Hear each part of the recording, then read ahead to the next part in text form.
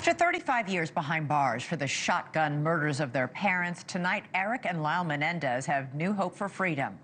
This after a long and emotional hearing yesterday, capped by a judge's surprisingly quick decision last night to resentence the brothers. The ruling reduces their original life without parole sentence to 50 years to life, making them eligible immediately for parole.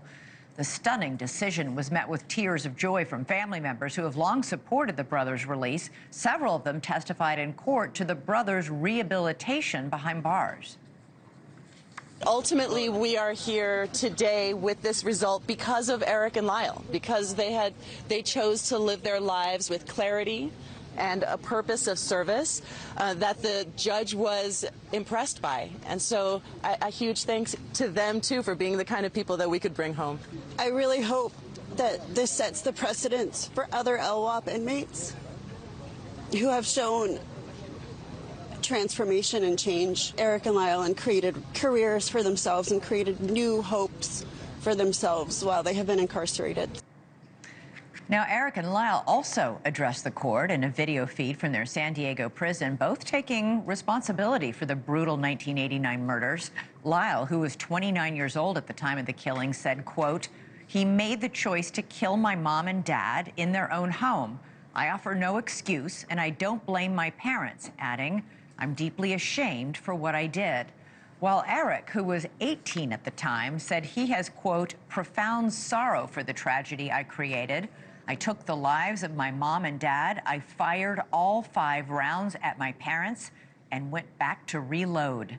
I lied to police. I lied to my family. I am truly sorry."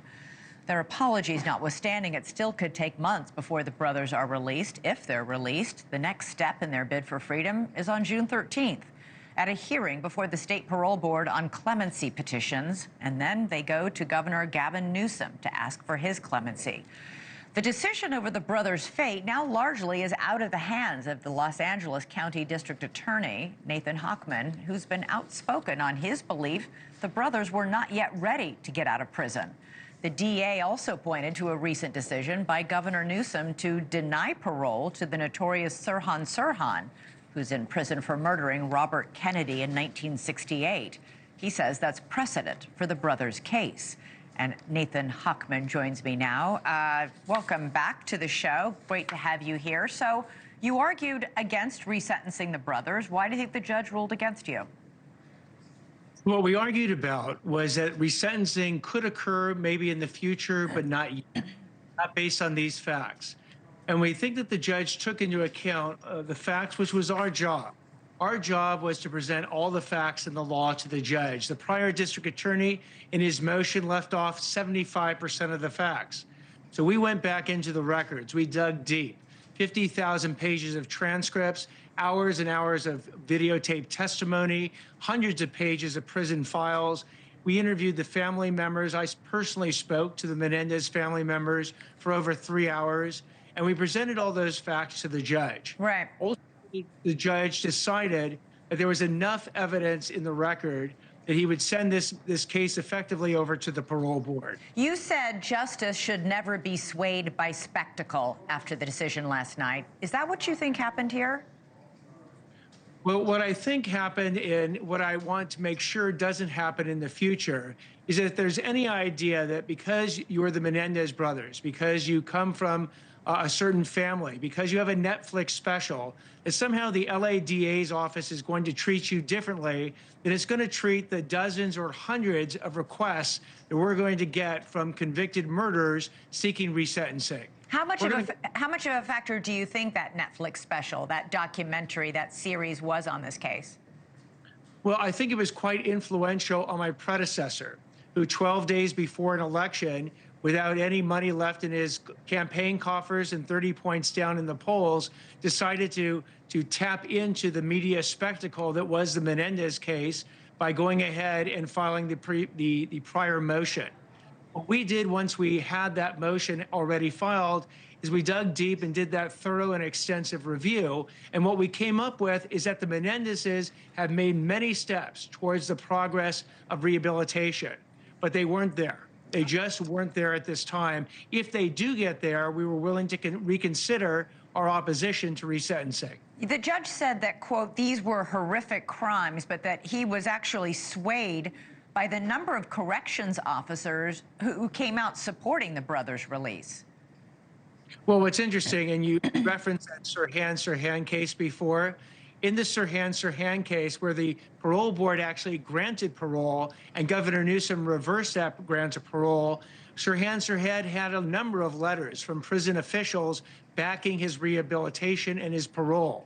But ultimately, the governor said in that case that because Sirhan had not completely accepted full responsibility for all his criminal actions, which is the same position we've been taking in the Menendez case, that factor outweighed the pro-parole factors in Sirhan's case. Yeah. It'll be very to see what the governor does with the Menendez brothers. You cited the state risk assessment report of the brothers, which said that they're at a, quote, moderate risk of reoffending. How many people get released with this moderate risk as opposed to a low risk? Well, again, the part of the significance of it being a moderate risk is that it rose. The Menendez brothers used to be a low risk. But over the last year, while they were awaiting resentencing in a structured environment, which is a prison, they again decided to engage in illegal behavior, deceitful illegal behavior. And what the board certified psychologists that the Board of Parole hired to do a very comprehensive risk assessment said is that because they effectively don't get it, that they have not changed their behavior while in prison, while waiting resentencing, when you would assume they'd be on their best behavior, that their risk level has now risen from a low risk to a moderate risk of violence if they're set free. So bottom line, if the governor of California decides to release them, do you think he's making a mistake? Well, again, the governor is going to look through the same factors he looked in, for instance, the Sirhan case. Right. We'll see whether or not he applies the same precedent. If he applies the same precedent, the Menendez brothers might not be released on this attempt for parole. They can go back repeatedly to the parole board and show that they have made these additional changes in who they are and how they approach life in prison and life outside of prison. Okay. And maybe they'll be ready for parole. Nathan Hochman, District Attorney, LA District Attorney, LA County District Attorney. Let's get it all in there and get your entire title. Thank you so much for joining us. Really appreciate it. My pleasure. Thank you. All right, now for reaction to the district attorney and the brothers' resentencing, we are joined by Tamara Goodell, a cousin of Eric and Lyle's. She spoke at yesterday's hearing. Tamara joins us now. Tamara, we just played a clip of you talking to the press last night after the judge ruled in your favor. You were very emotional. I've got to get your reaction today as this is all settled in. Still processing for sure.